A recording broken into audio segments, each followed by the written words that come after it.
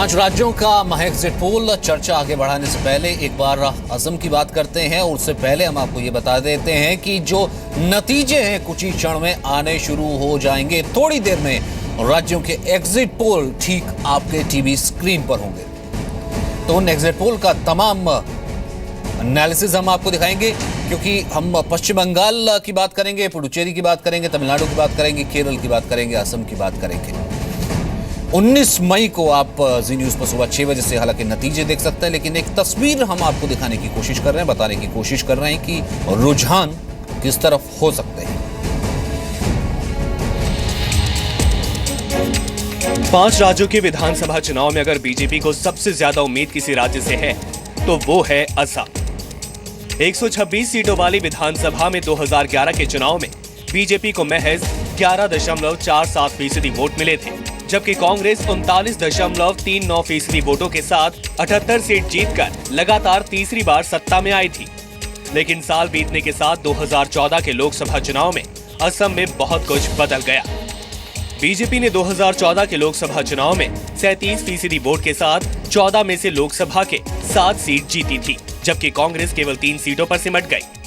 लोकसभा में बीजेपी जिन 7 सीटों पर जीती थी वो विधानसभा के 69 सीट के बराबर है। विधानसभा के लिए बीजेपी ने एजीपी और बीपीएफ के साथ चुनावी गठबंधन किया है। जाहिर है गोगोई सरकार विकास को मुद्दा बनाकर फिर से सत्ता चाहती है, लेकिन बीजेपी को अगर सबसे ज्यादा उम्मीद है तो असम से ही है। तो एक बार फिर आपको बता दें, कुछ ही देर का वक्त रह गया, कुछ ही क्षण में नतीजे आपके सामने होंगे एग्जिट पोल के, और हमारे को जो डाटा है वो मिलना शुरू हो गया है। कुछ ही देर में आपके सामने 5 राज्यों के एग्जिट पोल के नतीजे आ जाएंगे।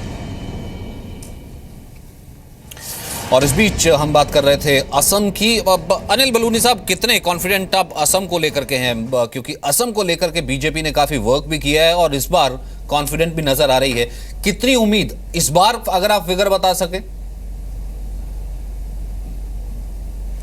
नहीं, देखिए सचिन जी, हमें लगता है कि असम के अंदर हम सरकार बनाने जा रहे हैं और आपका ओपिनियन पोल जरूर देखेंगे, लेकिन हमको विश्वास है जिस तरह से असम के अंदर हमने काम किया, जिस तरह से कार्यकर्ताओं पूरे मनोयोग के साथ लगे और जो सारा समीकरण है जिस तरह से बना, और असम जो वहाँ सरकार है उसकी एंटी इनकम्बेंसी, उनका भ्रष्टाचार, जिस तरीके से उन्होंने सरकार चलाई है, उस सब को देखते हुए लगता है कि हम वहाँ कॉन्फिडेंट है कि हम सरकार बनाएंगे हम लोग वहाँ। राजीव त्यागी जी, कितना बड़ा सेटबैक आपके लिए होगा?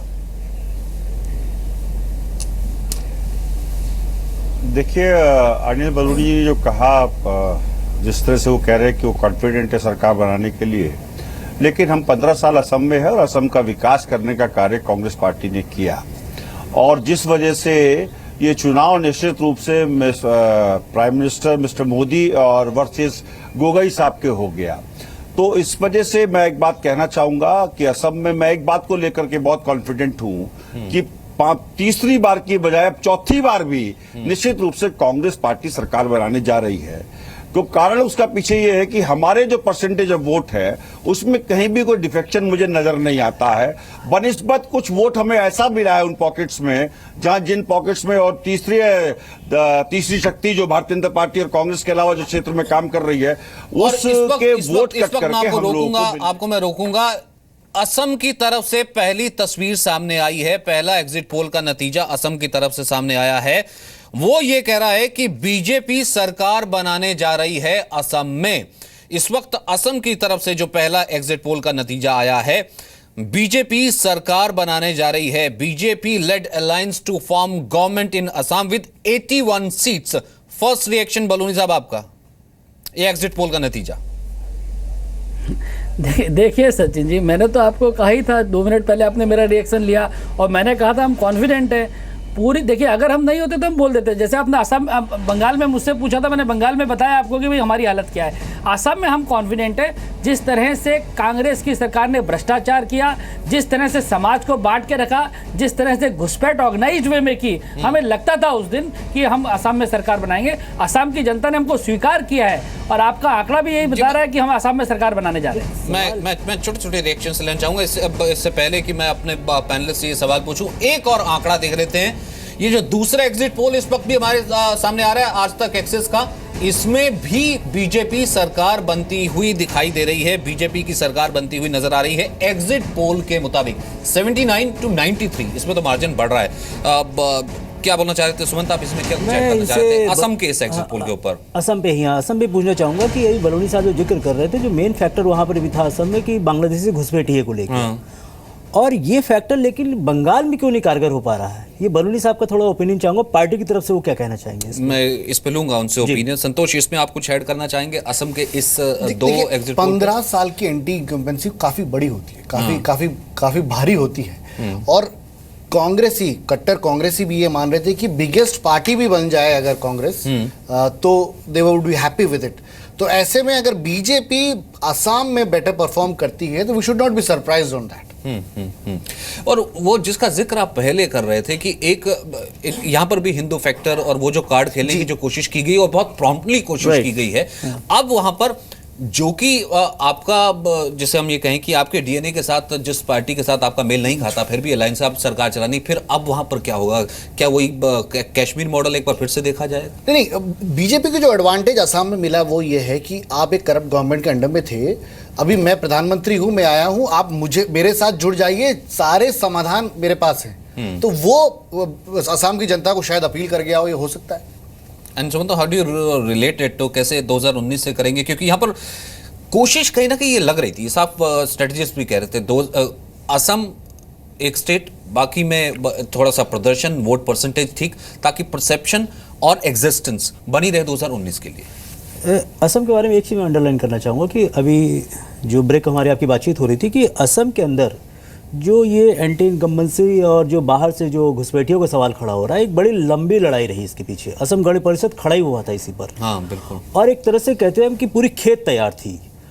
एक जब मोदी ये बीजेपी जब सेंट्रल में आ रही है तो असम के एक बहुत बड़े हिस्से को, जो कि वहाँ पर इस तरह के घुसपैठ से और तमाम तरह की जो प्रॉब्लम खड़ी हो रही है उससे जो त्रस्त हो चुके थे, उनको उम्मीद नज़र आ रही है कि अगर स्टेट में बीजेपी गवर्नमेंट आ रही है और सेंट्रल में गवर्नमेंट रहती है, चूँकि ये इंटर स्टेट मामला भी हो जाता है प्लस जो है इंटरनेशनल बॉर्डर का भी मामला हो जाता है, तो ज़्यादा इफेक्टिव तौर पर काम क्योंकि वो एजीपी से एक्सपेरिमेंट कर चुके हैं, एक्सपेरिमेंट कर चुके हैं और एक खेत तैयार था, देख चुके हैं, और जो रिजल्ट चाहते थे वो मिल नहीं रहा था, खेत तैयार था उनका।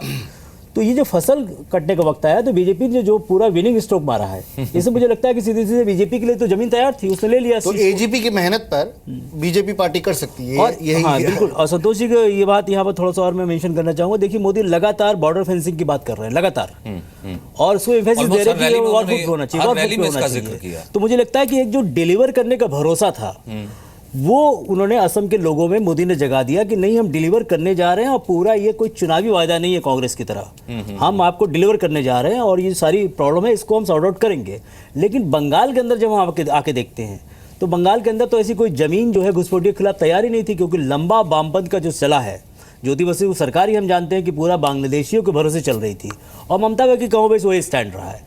तो इसलिए बंगाल मुझे लगता है कि थोड़ा सा जो है जहाँ पर बीजेपी को जो है जमीन नहीं मिली, असम के अंदर मिल गई है इसको। लेकिन यहाँ पर त्यागी जी कितना बड़ा झटका होगा इसमें में, अगर ये एग्जिट पोल ठीक उसी तरीके से नतीजे बैठते हैं। दो एग्जिट पोल तो इस वक्त बीजेपी की सरकार दिखाई रहे हैं कि अगर बीजेपी यहाँ पर असम में परफॉर्म करती है, गवर्नमेंट बनाती, बाकी जगह एग्जिस्टेंस ही दिखाती है, क्योंकि सीधे तौर पर फ्रंटल लड़ाई में तो आप कहीं नजर नहीं आ रहे हैं।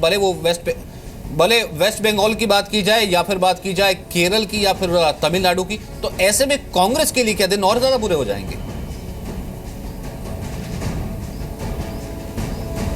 देखिए,